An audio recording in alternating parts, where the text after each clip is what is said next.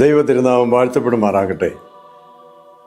കർത്താവ് എത്രയും സ്നേഹിക്കുന്ന പ്രിയപ്പെട്ടവരെ, ഈ വിശുദ്ധ സഭയിൽ നമ്മെ എല്ലാം ദൈവം ഉൾപ്പെടുത്തിയിരിക്കുന്നു. കർത്താവായ യേശുവിനെ മനനം ചെയ്ത് പഠിച്ച് വളരുന്നതിന്, ഉയരുന്നതിന് ദൈവം തന്ന നല്ല അനുഭവങ്ങളാണ് മോറാനായ പെരുന്നാളുകളും വിശുദ്ധ നോമ്പുകളും. 50 നോമ്പിൻ്റെ പകുതിയിലേക്ക് നാം നടന്ന് അടുക്കുകയാണ്. കുരിശിങ്കിലേക്കുള്ളൊരു പ്രയാണമാണ്. കുരിശിതനായ യേശു ആരാകുന്നു എന്ന് ലോകത്തിന് വെളിവാക്കി കൊടുക്കുന്ന ഒരു സന്ദർഭം കൂടിയാണ് പാതി നോമ്പിൻ്റെ ശുശ്രൂഷ. പരസ്യ ശുശ്രൂഷ ആരംഭിക്കുമ്പോൾ യേശുവിൻ്റെ അടുത്ത് നിക്കോദിമോസ് വന്ന് പറയുന്നു, രക്ഷയ്ക്കുള്ള മുഖാന്തരം എന്താണ്? അപ്പോൾ കർത്താവ് പറയുന്നു, നീ ഇസ്രായേൽ ഉപദേഷ്ടാവായിട്ട് ഇതൊന്നും അറിയുന്നില്ലയോ? സംഖ്യാപുസ്തകത്തിൽ എന്ത് പറയുന്നു? സംഖ്യാപുസ്തകം 21 അധ്യായത്തിൽ വായിക്കുന്നു പ്രകാരമാണ്, മോശയ്ക്കെതിരായി പിറുപിറുത്ത ജനങ്ങളെ അഗ്നിസർപ്പങ്ങൾ കടിച്ച് കൊല്ലുന്നു. അതിനൊരു പരിഹാരം എന്താകുന്നു എന്ന് മോശ ചോദിക്കുമ്പോൾ ദൈവം പറയുന്ന പരിഹാര പ്രക്രിയയാണ് പിത്തള കൊണ്ടൊരു സർപ്പത്തെ ഉണ്ടാക്കുക, ഒരു മരത്തിന്മേൽ, ഒരു കൊടിമരത്തിന്മേൽ കെട്ടിത്തൂക്കുക. സർപ്പത്തെ നോക്കുന്ന എല്ലാവരും ജീവിക്കും. ഇതാകുന്നു മനുഷ്യപുത്രൻ്റെ പ്രവർത്തന മേഖല, ഇതാകുന്നു പ്രവർത്തന ശൈലി.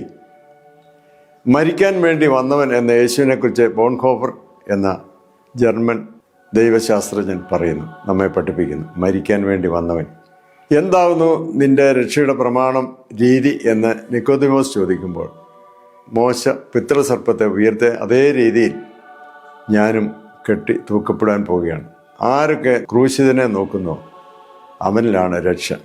ഈ രക്ഷയുടെ അനുഭവം ലോകത്തോട് പറയുന്ന ദിവസങ്ങളാണ് പാതി നോമ്പിൻ്റെ ശുശ്രൂഷ. പാതി നോമ്പിൻ്റെ ശുശ്രൂഷ ക്രമത്തിൽ ഇങ്ങനെ പറയുന്നു, പിച്ചള സർപ്പത്താൽ ദൃഷ്ടാന്തീകരിക്കപ്പെട്ട ദൈവമായ മശിഹാ തമ്പുരാനെ, പാപമാകുന്ന മാരക വിഷത്തെ ഞങ്ങളിൽ നിന്ന് നീക്കിക്കളയുകയും സാത്താനാകുന്ന സർപ്പത്തെ വിഷപ്പല്ലുകളിൽ നിന്ന് ഞങ്ങളുടെ ആത്മാക്കളെയും ശരീരങ്ങളെയും വീണ്ടുകൊള്ളുകയും ചെയ്യണമെന്ന് നിന്നോട് ഞങ്ങൾ പ്രാർത്ഥിക്കുന്നു. പിച്ചള സർപ്പത്തിൽ സൂക്ഷിച്ചു നോക്കിയവർ സൗഖ്യമാക്കപ്പെട്ടതുപോലെ ഞങ്ങൾ നിന്നിലും നിന്റെ സ്ലീബായിലും ദൃഷ്ടി അണയ്ക്കുന്നതിനാലും ഞങ്ങളുടെ നോട്ടം നിന്നിൽ പതിച്ചിരിക്കുന്നതിനാലും ഞങ്ങളുടെ ആശയും ആശ്രയവും എല്ലായ്പ്പോഴും നീ ആകയാലും നീ ഞങ്ങളുടെ രക്ഷിതാവും ഞങ്ങളുടെ ജീവൻ്റെ വീണ്ടെടുപ്പുകാരനും ആകുന്നുവെന്ന് ഞങ്ങൾ അറിഞ്ഞുകൊണ്ട് നിനക്ക് സ്തോത്രം ചെയ്യും. ഈ രക്ഷണീയമായ പ്രവർത്തനത്തെ സഭ ഓർക്കുകയും കർത്താവിൽ ശരണപ്പെടുകയും, നീ തന്നെ ഞങ്ങൾക്ക് രക്ഷ, നീയാണ് ഞങ്ങൾക്ക് ജീവൻ, നീയാണ് ഞങ്ങൾക്ക് നിത്യജീവൻ എന്ന് തങ്ങളോട് തന്നെയും ലോകത്തോടും സുവിശേഷിക്കുന്ന വലിയ ദിവസമാണ് ഈ ദിവസം. The mystery of the cross എന്ന് പറയാറുണ്ട്, ക്രൂശിൻ്റെ രഹസ്യം. എന്തിന് കർത്താവ് ക്രൂശിക്കപ്പെട്ടു? എന്തിന് ദൈവം ഒരു മനുഷ്യനായി തീർന്നു? ഇതെല്ലാം ഉറക്കെ പറയാൻ ആർക്കും കഴിയുന്നില്ല. ബുദ്ധിക്കപ്പുറമാണ് ദൈവത്തിൻ്റെ പ്രവർത്തനങ്ങളെല്ലാം. വിശ്വാസത്തോടുകൂടെ ആര് അടുത്ത് വന്ന് അത് ഉൾക്കൊള്ളുവാനും മനസ്സിലാക്കാനും ശ്രമിക്കുമ്പോൾ ദൈവത്തിൻ്റെ പരിശുദ്ധാത്മാവിനാൽ അത് നമുക്ക് വെളിപ്പെട്ടു വരും.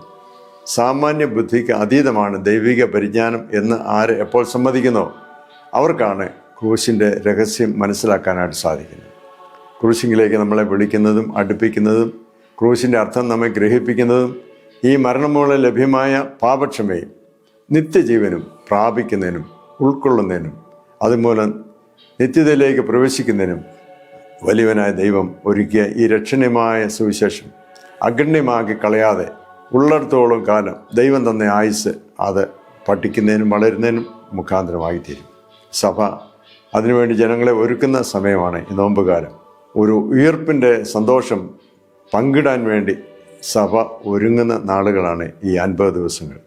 പാതി നോമ്പിൻ്റെ ഈ നാളുകളിൽ നോമ്പിൻ്റെ പകുതി ദിവസം നാം പിന്നിടുന്നു. ഇനിയുള്ള 25 ദിവസങ്ങളാണ് ഈ ശ്രേഷ്ഠമായ ഉയർപ്പ് പെരുന്നാളിൻ്റെ ദിവ്യമായ അനുഭൂതി. അത് ഉൾക്കൊള്ളാൻ തക്കണം ദൈവം നമ്മെ സഹായിക്കട്ടെ.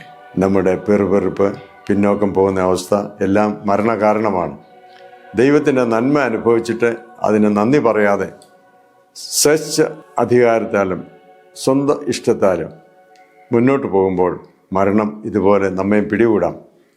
മോശയുടെ മധ്യസ്ഥം മൂലം ലഭ്യമായ ജീവൻ പോലെ തന്നെ പിതാവാൻ ദൈവത്തിൻ്റെ സന്നിധിയിൽ പുത്രൻ തമ്പുരാൻ നമുക്ക് വേണ്ടി ചെയ്യുന്ന പക്ഷപാതം കൊണ്ടാണ് നാം ഇന്നും ജീവിക്കുന്നത്. അത് മനസ്സിലാക്കി കർത്താവിൻ്റെ ഈ തിരുജനനത്തിൻ്റെ രഹസ്യവും ക്രൂശിൻ്റെ രഹസ്യവും ഉയർപ്പിൻ്റെ സന്തോഷവും ഗ്രഹിക്കുന്നതിനും പഠിക്കുന്നതിനും മനസ്സിലാക്കുന്നതിനും ഈ ദിവസങ്ങളിലെ പ്രാർത്ഥനയും ജാഗരണവും വചന കേൾവിയും വചനധ്യാനവും നമ്മെ സഹായിക്കട്ടെ. കർത്താവിൽ വളരുവാൻ ഈ വലിയ ദിവസങ്ങൾ നമ്മെ ശക്തീകരിക്കട്ടെ. ദൈവകാരുണ്യം കൂടെ ഇരിക്കട്ടെ. ക്രൂശിക്കപ്പെട്ട കർത്താവ് നമ്മോടുകൂടെ. ക്രൂശിലല്ലാതെ പ്രശംസിപ്പാൻ ഒന്നുമില്ല എന്ന് അപ്പോസ്തലൻ നമ്മെ പഠിപ്പിക്കുന്നു. അതാണ് ക്രൂശിൻ്റെ രഹസ്യം. ക്രൂശിലൂടെ ലഭ്യമാകുന്ന ധന്യമായ ജീവിതക്രമം ഉൾക്കൊള്ളുവാൻ തക്കവണ്ണം ഈ ദിവസങ്ങളെ ആരാധന നമ്മെ സഹായിക്കട്ടെ. പാതി നോമ്പിൻ്റെ അർത്ഥം, വ്യാപ്തി, ആഴം നമ്മെ ഗ്രഹിപ്പിക്കുന്നതിന് എഴുതപ്പെട്ട ഒരു അനുഗ്രഹീതമായ ഗാനമാണ് നമ്മുടെ ക്രിസ്തീയ കീർത്തനങ്ങൾ 180 പാട്ട്. ജീവനുണ്ടാമേക നോട്ടത്താൽ ക്രൂശിങ്കിൽ ജീവനുണ്ടാമിപ്പോൾ നിനക്ക്, പാപി നോക്കി നീ രക്ഷ പ്രാപിക്കുക ജീവനെ തന്നൊരു യേശുവിൽ, നോക്കി ജീവിക്കാം. ജീവനുണ്ടാമേക നോട്ടത്താൽ ക്രൂശിങ്കിൽ ജീവനുണ്ടാമിപ്പോൾ നിനക്കു, യേശു താൻ നിൻ പാപം വഹിച്ചിട്ടില്ലെങ്കിൽ എന്തിനു പാപവാഹകനായി, തൻ മൃത്യു നിൻ കടം വീട്ടായിൽ എന്തിനു പാപനാശരക്തമൊഴുക്കി, നോക്കി ജീവിക്കാം. ജീവനുണ്ടാമേക നോട്ടത്താൽ ക്രൂശിങ്കിൽ ജീവനുണ്ടാമിപ്പോൾ നിനക്ക്. കുരിശിതനായ കർത്താവിൻ്റെ കാരുണ്യം നാം എല്ലാവരോടും കൂടെ എല്ലാവർക്കും നന്മ നേരുന്നു. കർത്താവിൻ്റെ കൃപ കൂടിയിരിക്കട്ടെ.